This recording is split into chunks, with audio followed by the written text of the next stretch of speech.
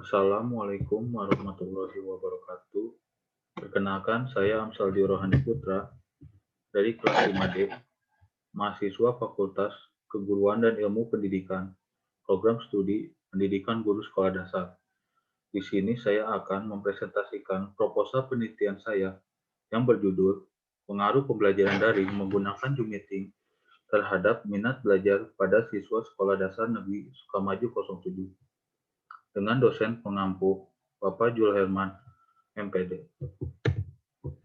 Bab 1. Pendahuluan. Yang pertama, latar belakang masalah. Yang kedua, fokus dan subfokus penelitian. Yang ketiga, pertanyaan penelitian.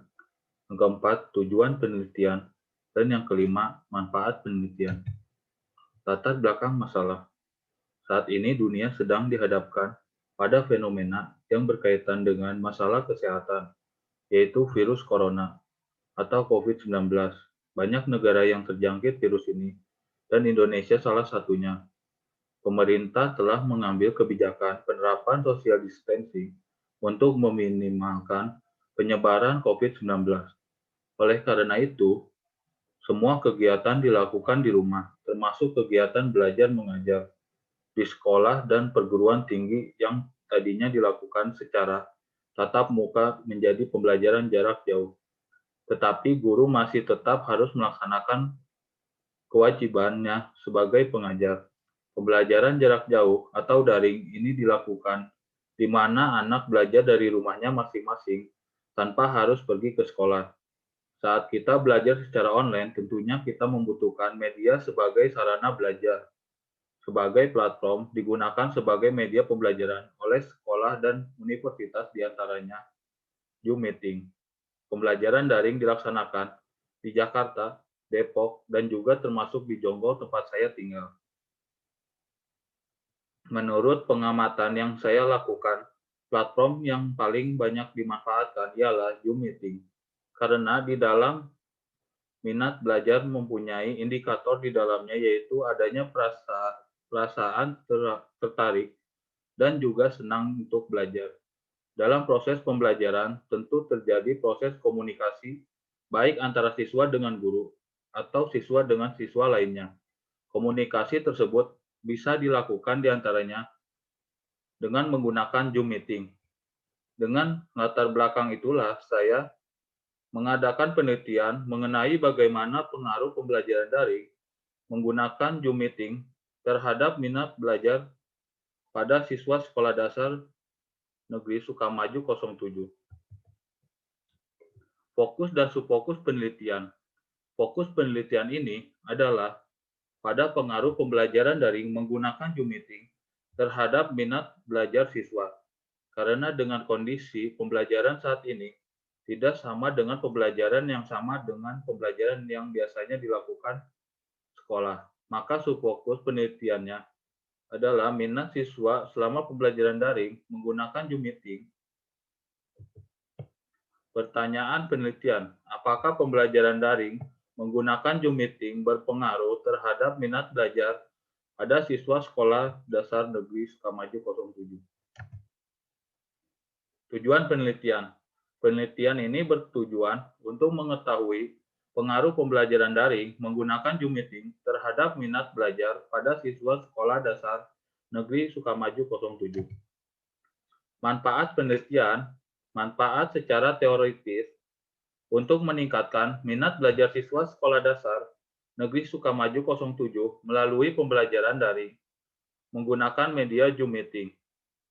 Manfaat secara praktis untuk siswa dapat meningkatkan minat siswa dalam mengikuti pembelajaran daring dengan suasana yang menyenangkan.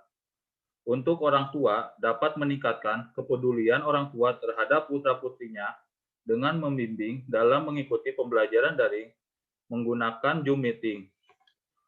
Untuk guru, dapat memotivasi guru menggunakan media pembelajaran yang kreatif, inovatif, dan menyenangkan bagi para siswa melalui Zoom Meeting. Untuk lembaga sekolah dan peneliti lainnya, dapat bermanfaat untuk referensi pada guru dalam menentukan model dan media pembelajaran yang tepat khususnya dalam meningkatkan minat belajar siswa. Bab 2, yaitu membahas tentang kajian teori. Yang pertama, pembelajaran daring. Pembelajaran daring meliputi pengertian, manfaat, dan kebijakan. Yang pengertian pembelajaran daring adalah salah satu jenis pembelajaran yang dilakukan di internet, di mana guru dan siswa tidak saling berhadapan secara langsung. Siswa dan gurunya berada di lokasi yang berbeda. Manfaat pembelajaran daring untuk meningkatkan efisiensi proses pembelajaran dalam jaringan efisiensi, waktu belajar yang tinggi dan akses yang lebih mudah ke sumber belajar dan materi pembelajaran. Dapat menjalin komunikasi dan diskusi yang sangat efektif antara guru dan siswa, dapat berkomunikasi dan berdiskusi satu sama lain tanpa melalui guru, dapat meningkatkan interaksi antara guru dan orang tua, dapat dengan mudah memberikan informasi kepada siswa dalam bentuk gambar dan video, dapat mendorong peserta didik untuk menghadapi tantangan hal-hal baru yang dihadapi dalam proses pembelajaran. Kebijakan pembelajaran daring.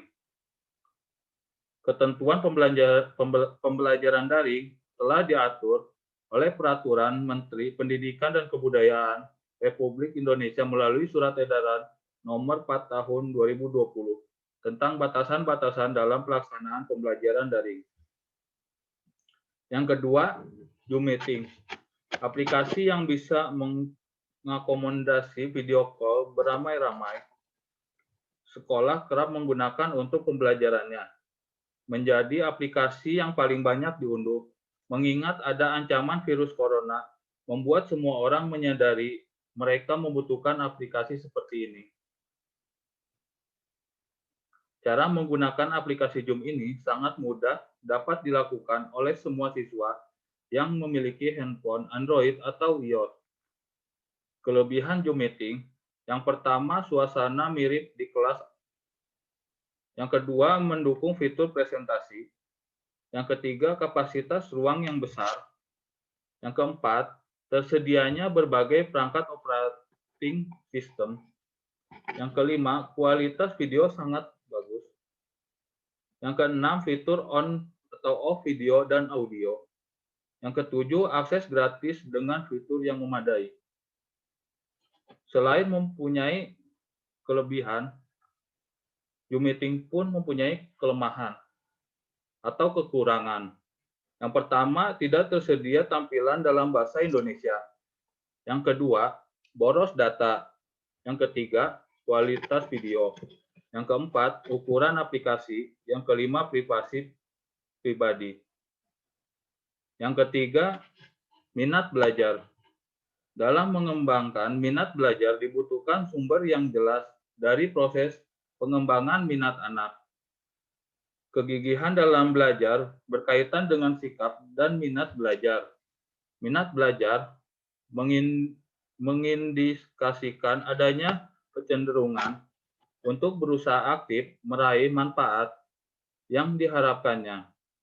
Minat memiliki pengaruh besar dalam pembelajaran. Dengan tumbuh dan berkembangnya minat siswa akan meningkatkan antusiasme yang membuatnya mengorbankan waktu, uang, dan tenaga untuk mata pelajaran kesukaannya. Minat tidak muncul secara tiba-tiba. Minat akan selalu berkaitan dengan kebutuhan atau keinginan, sehingga perlu diciptakan kondisi tertentu agar siswa selalu membutuhkan dan berharap untuk terus belajar. Bab 3, metodologi penelitian. Yang pertama, alur penelitian. Alur penelitian ini menjelaskan tentang sistematika penelitian hingga pada proses pembuatan kesimpulan dan pemberian saran. Yang kedua, tempat dan waktu penelitian. Penelitian ini saya lakukan di Sekolah Dasar Negeri Sukamaju 07, Jonggol, Bogor, Provinsi Jawa Barat, dan dilakukan pada bulan Maret sampai bulan Juni 2021. Yang ketiga, latar penelitian. Subjek penelitian ini adalah siswa negeri Sukamaju 07 yang mengikuti pembelajaran selama masa pandemi COVID-19. Guru dan orang tua siswa. Tempat penelitian ini di Desa Sukamaju, Kecamatan Jonggol, Kabupaten Bogor, Provinsi Jawa Barat. Waktu penelitian dimulai dari tanggal 1 Maret 2021 sampai 28 Juni 2021. Yang keempat, metode dan prosedur penelitian. Penelitian ini menggunakan pendekatan kualitatif. Penelitian bersifat deskriptif dan cenderung menggunakan analisis. Yang kelima, peran peneliti. Peneliti adalah sebagai instrumen inti yang menyajikan data-data dalam bentuk kata-kata atau gambar dan tidak menekankan angka-angka serta melakukan analisis data. Yang keenam, data dan sumber data.